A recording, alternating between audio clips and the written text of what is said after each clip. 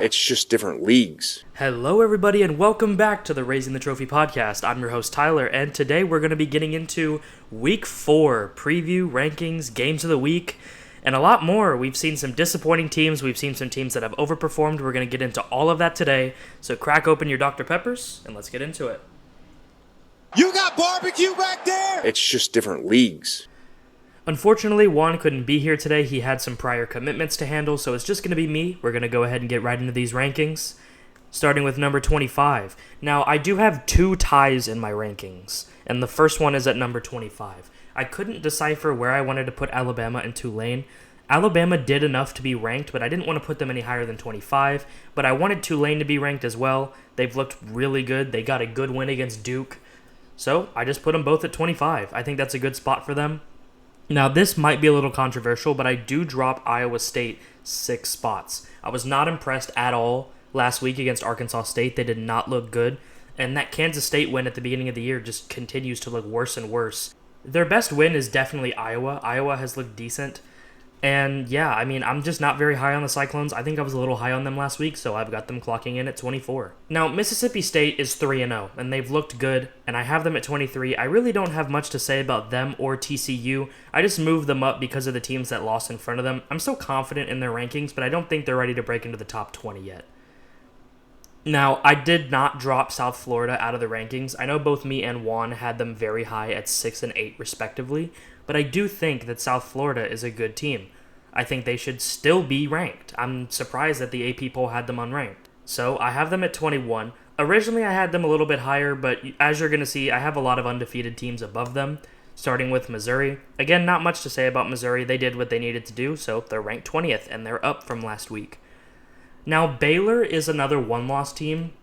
The reason I have Baylor above South Florida is South Florida's big claim to fame was the win against Florida. Yes, they also beat Boise State, but it was the win against Florida. And we'll get into Florida a little bit later, but Florida did not look good whatsoever against LSU, while Baylor has the win over SMU, and Auburn I'm very high on as well. So that loss I give them a little bit of credit for, so I've got them at 19. Now, I went back and forth on Baylor and Missouri, but I'm going to go with Baylor. I just think on a neutral field, Baylor would win that game, and I'm just more confident in them overall. 18, Ole Miss. Trinidad Chambliss is the truth. He came in and he played really, really well. Very excited to see how he continues to perform. I love a good underdog story, even though obviously I'm an LSU fan and I'm not rooting for Ole Miss. So I do have them at 18. Might be a little bit low, but it is Arkansas, and I was a little bit shocked that their defense collapsed the way it did. So definitely on the rise on Ole Miss, but they still have some more to prove. Now here we are. This is the most controversial ranking in my entire poll. I have a few other ones. I have some interesting top 10 teams, but this is the one I feel like I'm going to have to explain. Texas. What has Texas done to be a top 10 team? They looked awful against UTEP. Arch Manning completed less than 50% of his passes. They were competitive with Ohio State. They had their chances to win that game. But right now, if you look solely on resume, and I give Texas a little bit of credit because they are Texas and they have a great roster and a great coach. Steve Sarkisian's done a great job there. But at least this season, they are not the 17th best team in the country. They are better than that, but they are the 17th best team in the country if you look at their resume. Honestly, if you put their resume on a South Florida, a TCU, even a Baylor, they're unranked. So I'd say I have Texas at 17. I don't see anything wrong with that. A lot of the teams above them are undefeated, like Utah. I did drop Utah a little bit. The Wyoming game was a little bit concerning, 3-0 at halftime, but they are still undefeated. And I have Texas Tech ranked above them, another 3-0 team. The reason I have Texas Tech above Utah is because I think Texas Tech's going to beat Utah. So I have them ranked above. They have similar resumes, so Texas Tech is above Utah for me. Now, Georgia Tech, I feel like I have a little bit too low. But if you look at their wins, they've got a win against 1-2 Colorado, which was a road game, and Colorado is not an awful team. But I do have Georgia Tech at 14. The Clemson win was great, but Clemson as a whole has looked very underwhelming and super disappointing. I had them as my first team out last week, and they're not even in my top 40 anymore. Dabo Swinney's got a lot of cleaning up to do at Clemson, but that's no shade to Georgia Tech. They've looked good. Haynes King is a dog. I made a prediction last week. I said Haynes King will run for 100 yards, and that was going to be the difference in the game. He ran for 103. And I got close to the score prediction on that game too. That was definitely my best predicted game, and I've always been high on Georgia Tech during this Haynes King era. And here they are at 14. I think that's a good spot for them. I do have Auburn at 13. Now, Auburn did not look impressive either. South Alabama is not the most competitive team in the world for an SEC school to have a game that close. But they also gave Tulane a close game, and I'm giving Auburn a little bit of benefit of the doubt. They're definitely moving up because some teams in front of them lost, like South Florida, who I dropped 15 spots. So Auburn sitting there at 13, right in the middle of the pack, I'm pretty cool with that. They are going to have a tough game. We're going to get into games of the week in a minute, but they have a really tough game this week. So they'll have a chance to prove their ranking. Now, Illinois, I did drop out of the top 10. This is mainly because of what happened in front of them, and especially mainly because I didn't know who to put at number 11, so there is no number 11. I have LSU dropping to 10 and Tennessee going up to 10. Now, you might be asking, okay, well, LSU won their game and they're 3-0. Why are they dropping 5 spots? The offense looks atrocious. Their defense looks really, really good. I know I've gone to every LSU home game this season, and in every one of them, the offense hasn't impressed me. The defense is the best in the country, but unfortunately, you're not going to win every single game on defense. The other question is, why is Tennessee higher than they were last week? I had them at 13 last week, they lost, and they're up to number 10. Well, the same could be said if their kicker makes the kick, they're probably top 5. And I do have Georgia moving up a little bit because they won, but I was a little iffy on where to put them too because Tennessee had that game in the bag, but Tennessee does have a history of losing the big games. So I am putting Tennessee at 10. I think that they're one of the 10 best teams in the country. I guess in this case 11. But I don't think they deserve to be punished too much for what happened in the Georgia game. Now at 9, I do have Texas A&M, and it hurts my soul to put Texas A&M above LSU. If you remember, I did not have Texas A&M ranked last week. Their resume did not look the part. It does now. I have Notre Dame as my first or second team out. Honestly, I did have Notre Dame ranked for a while still, but they are 0-2. So looking at their resume, it definitely doesn't look awful. Very close wins to very good teams. But 2 losses is not enough to keep them ranked, and Texas A&M did enough to jump from unranked to top 10, so good for them. I had to go a little bit back and forth, though, on if I wanted to put them ahead of Vanderbilt, because Vanderbilt looks like an SEC championship contender this season. They have so many tough games left on their schedule, but they should be 5-0 going into Texas. I genuinely believe that Vanderbilt is a top 3 team in the SEC right now, and that is why they're ranked this high. I mean, they've done exactly what they've been asked to do. Diego Pavia looks great. Yes, Lenora Sellers got hurt, but they were going to win that game no matter what, and probably by double digits too. If you watch the game, you'll be able to tell that. So Vanderbilt is up here. Their resume proves it, their play on the field proves it, and this is the best Vanderbilt team I've seen in my lifetime. So I'm very excited to see where they go. I think a lot of SEC fans are undercover Vanderbilt fans, unless they're playing their team. So I'm sure a lot of fans will second with me on the Vanderbilt fandom. Penn State, I don't have moving. I consider dropping them a little bit, but I think they're good at 7. I don't really have anything to say about them. They haven't really done anything. Their preseason ranking definitely plays into a little bit of why they're up here, but Oklahoma does jump them. Now, Oklahoma looked really impressive. I know they were playing Temple. Kind of weird that they were playing Temple on the road, but I do have them at 6. I did have them a little bit too low last week. I think I had them at 10, and I think I was wrong. I think John Mateer is as good as advertised, and I've been high on him, but I also do think that Oklahoma is a top team in the country. And they're not top 5 yet. I did move Florida State down. I do think Florida State's better than Oklahoma. That is kind of closer. Obviously, Florida State is dropping just because they haven't played. They were on a bye week. And because I put Georgia at 4. Now, the gap between Oklahoma, Georgia, and Florida State, I feel is not that big. You could make a case for Florida State to be above Georgia. I like Georgia at 4.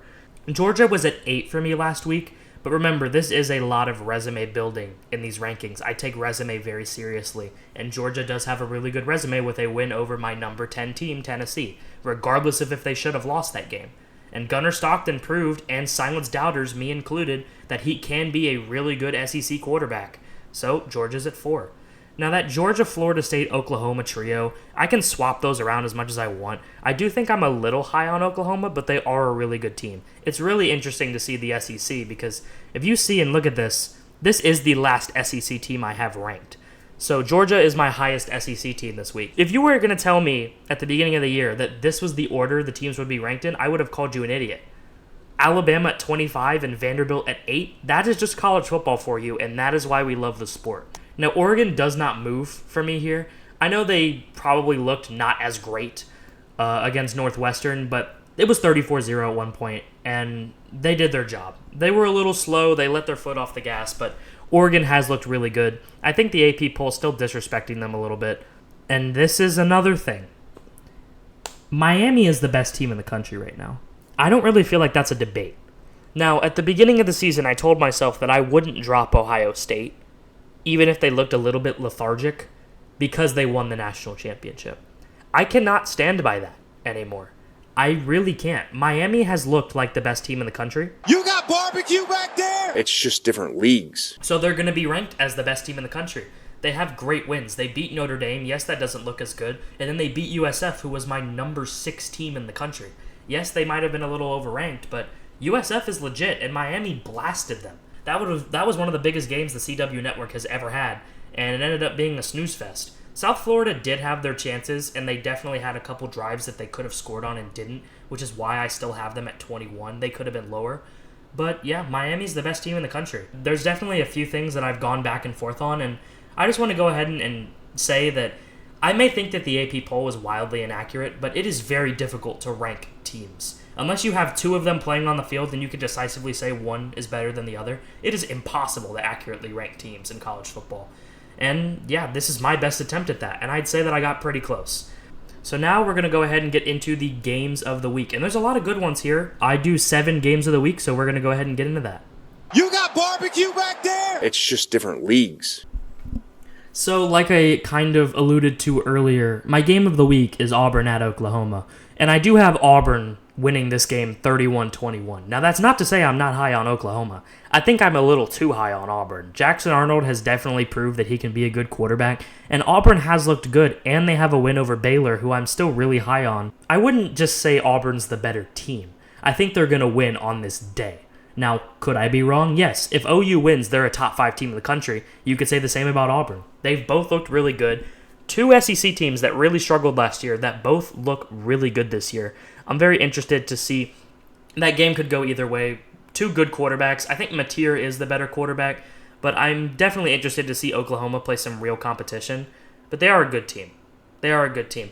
And that's not to say Michigan is not a good team. I know I say real competition, but when you put a freshman quarterback, as even one as good as Bryce Underwood on the field, there's going to be struggles. I think if Oklahoma and Michigan had played a little bit later in the season, it might have been a little bit closer. So this, in my eyes, is Oklahoma's real first test. They should have won the Michigan game no matter what. This is going to be the real first test. Is Auburn legit, and is Oklahoma a top 5 team in the country? That's the way I'm looking at it, because I've been high on Auburn all year. I know the AP poll is not as high on Auburn as I am, so it's going to be a really interesting game. You got barbecue back there! It's just different leagues.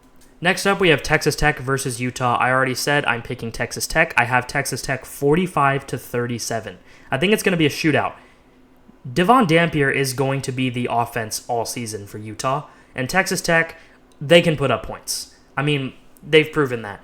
I'm picking Texas Tech mainly because Utah looked very lethargic against Wyoming. And I know it might be a little bit harsh to pick another team based on one game, but I felt like I was going to go with Texas Tech anyway when I saw this game on the schedule, so I'm not going to flip. Now, here's the first big upset. Tulane versus Ole Miss. I have Tulane 24-21 over Ole Miss. I don't really think that that's too much of a shocker. I feel like that is a popular upset pick, and it's mainly because if they do trot out Trinidad Chambliss, yes, he looked really good against Arkansas. That is just one game. I feel like teams are going to be able to adapt. Now, if Ole Miss does win this game, they're going to win by multiple scores. But if Tulane can keep it close, they're going to be able to win this game. Jake Retzlaff is an amazing running quarterback, and he's going to be able to create and extend plays for Tulane.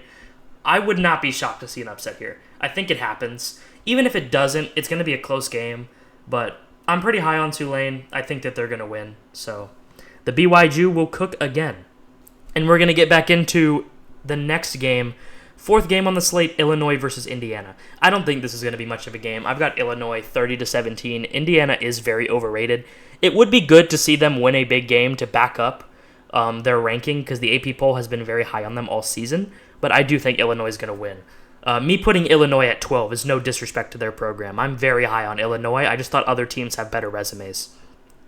Now, next up is South Carolina and Missouri. I'm taking Missouri, and I'm taking them by 3 scores. I mean, I'm not 100% sure. It looks like Lenore Sellers is going to play, but he's going to be hobbled. I think Missouri wins this game comfortably. Next up, and the last 2 are 2 unranked slates. There aren't too many ranked versus ranked games, and I wanted to go ahead and highlight these 2 because these are teams that I do have close to ranked. Michigan is one of my first 5 teams out, and Nebraska is getting to that range. I have Michigan winning 27-20. They always seem to cover in these games when they need to, and I think Bryce Underwood has had enough time. And seeing the offense put 63 points on Central Michigan, this is Michigan's chance to rebound. If they win this game, they will be ranked again next week for me. Nebraska, I've just never been very high on them. They've got the Patrick Mahomes clone, Dylan Raiola. I know we like to joke about that, but he is a good quarterback. I just don't see them pulling it out. Nebraska hasn't been able to win the big games. And now we get into the Group of 5 game of the week in Arkansas and Memphis. Now, this is another popular upset pick. Arkansas proved to me that they're going to be a good team this year. Maybe not in the win column, but at least in entertainment, in keeping games competitive, and Taylon Green slinging the ball down the field like a wild man. I've got them winning 40-24. This shouldn't be a close game. I know it's on the road, but Arkansas should be able to do what they need to do. I do want to go ahead and talk about our picks last week. Now, I went 5 for 7, which is one of the highest I've ever gone, and Juan went 4 for 7. So overall, we're 9 of 14 in picks so far, and honestly, over 50% of picks in our first podcast episode was not what I expected, so little pat on the back there. Hoping to repeat that this season, but there are a couple tricky ones. Now, before we end the video, I did want to talk a little bit about the disappointing teams. And I don't mean like UCLA and Virginia Tech, because they've already fired their coaches. Yes, they're disappointing, but I feel like UCLA wasn't expected to be super good, even with Nico Imalivia at quarterback. And Virginia Tech is just, I feel like you could kind of tell after the South Carolina game that they're just not ready yet. The Brent Pry era has not been good to them. But I want to talk about some other disappointing teams. And the number one most disappointing team right now is Kansas State. I don't know what is going on with Kansas State. I mean, they gave Will Howard away to Ohio State, and he went to go win a national championship. And Avery Johnson looks like a shell of himself. Very disappointed for Chris Kleeman and his program. I mean, I'm sure he'll be able to turn it around, but this is not a good look right now.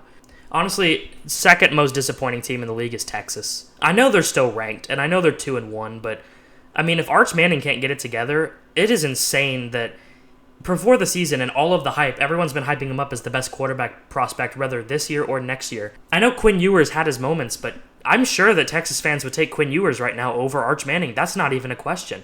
And Arch needs to get it together with SEC play opening up. Now, it wouldn't be a disappointing team segment without covering Clemson. I mean, how could you not cover Clemson? They're 1-2 with losses to LSU, which is understandable, and Georgia Tech, which is also understandable. Obviously, I picked Georgia Tech to beat Clemson, so I'm not going to sit here and say, oh, Clemson should have won that game. But, I mean, they've had so much time. They're supposed to be an elite program, and they're definitely falling off. But Dabo used the transfer portal this season. He's still not adapting, but at least he tried, and it's clearly not working. Cade Klubnik has been the biggest disappointment at quarterback, or really at any position in the league this season. I mean, he was touted as a Heisman candidate. What has he done? It's very disappointing to see Clemson fall off a cliff like this. Obviously satisfying because we beat them. Dabo Swinney is a good coach.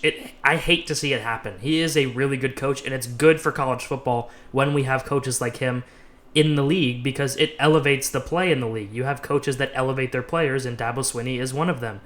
So it just sucks to see Clemson just fall off a cliff like this, and I'm not sure they can turn it around. Honestly, you could already say they're eliminated from college football playoff contention, but I'd say one more loss would do it. I think next up we have to talk about Notre Dame. I mean, Notre Dame, yes, you had 2 really tough games in number 1, in my opinion, Miami, which I can understand them losing, but they kept it competitive. And then Texas A&M. Now, the reason I still had Notre Dame ranked at a point, and I explained that in the rankings, they lost on the last play of the game. I mean, they could easily still be in the top 12 right now if they won that game. But no, they lost. And I could understand the AP poll having them ranked because of that, but if you go off the resume, they're 0-2. And I think they're the first ranked 0-2 team in the AP poll in a really long time. So I'm sure CJ Carr and company will be able to turn it around. That was their 2 toughest games of the season on their schedule, and they get a shot at USC. Are they eliminated from the playoffs? No. But are they eliminated from being a top 10 seed? Unless the entire rest of college football collapses? Likely. If they're going to get in, they'll be the 11. and I just don't really know if I can see that. The last disappointing team that I want to talk about is Duke. Now, you could say Duke played Illinois and Tulane, and those are two tough teams. Those are two ranked teams in my eyes. But you went out and you stole Darian Mensah from Tulane. You had a great season last year. Darian Mensah hasn't played bad, but I mean, Duke 1-2. You couldn't have stolen one of those games. I feel like there were much higher expectations for them. I think they'll be a mid-table ACC team, but honestly, I think Duke fans expected a lot more, and the basketball school allegations won't fade. I would know that as a North Carolina basketball fan. They don't fade. So Duke has a lot to prove, and Manny Diaz himself has a lot to prove still. But that's going to do it for this episode. I've been your host, Tyler. Thank you guys so much for the support on the last episode. It really does mean a lot to me. Juan will be back next episode, so it won't just be me, but that's going to be it. So thank you all for watching, and always go Tigers. You got barbecue back there? It's just different leagues.